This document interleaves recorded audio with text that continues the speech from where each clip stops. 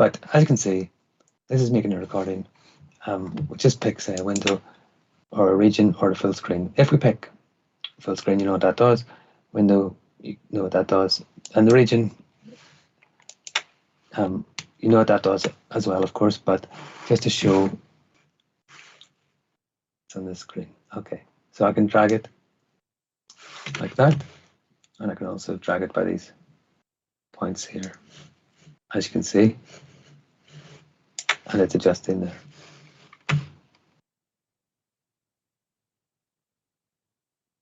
So hopefully it's adjusting there.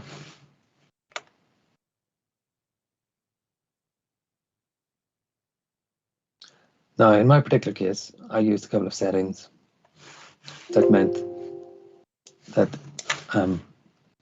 it would be hiding my desktop. So you can see it's all gone to black. And it's hiding the taskbar at the bottom. And it's hiding the icons and everything. So, I mean, that's quite, I think, nice because, you know, I would just be showing some program here, whether it was just a simple one like Notepad or whether it was a more complicated one. There's no need for the distraction that sometimes arises with the desktop. So let's have a look quickly at settings. So here's the settings, and you can see you can minimize it. I don't do that, but the one I was just using there was on the desktop to just tidy it up. So by hiding everything, that's why it was all black. Otherwise, it would be showing my desktop, this blue desktop here. You can also change the resolution when recording and have it switch back. I decided not to worry about that because I'm probably going to just be putting everything up in Stream or YouTube. And so really they can handle different resolutions and resize them for people. But it does give you that option there, which is good. Now, there's another setting I must show you about resolution, but it's in a different menu. But if you're on a very new computer, it's important to ensure that the icons are visible. So this is just the other settings about webcam, and if you did have the webcam on, you can also have that setting to not have the screen at all. So you're just doing the webcam. And if you do that, and then the other things, I think, for example, if your computer was slow, even though it's good on an old computer, you can set this so it actually processes the audio afterwards, so it gives a bit more gives a bit more leeway to those computers that are older computers. And then this is more or less the opposite. This is more for where you've got several monitors plugged in, and you only want this one on if you, I guess, have computer can handle it. So you turn it off if it slowed your computer.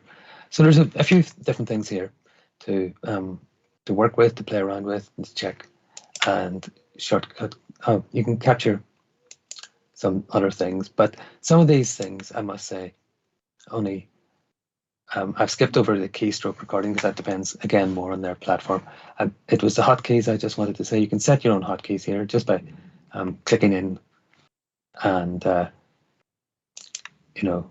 typing whatever keyboard shortcut you wanted. So I could change that there to some other different one like that if I wanted to, but I'll change it back to P. So that's just handy for stopping recordings. You don't have to search around frantically. So those are the recording options. But one last thing, in the video editor, which is kind of the video player, you've got to, hang on, got tools. So you've got a different options menu here. So you've got two options menus. And if you did have a very new computer, or basically a high resolution screen, that's what I'm really saying, then you might find that these icons are very small. and you need to turn this setting on. You need to have that selected, basically. Otherwise, the icons are very small if you're on a high resolution screen. That's about it. I will, yeah, the rest of it, I've just got the defaults, so I'd just say those are pretty straightforward. You can leave those as they are. And I think that's everything.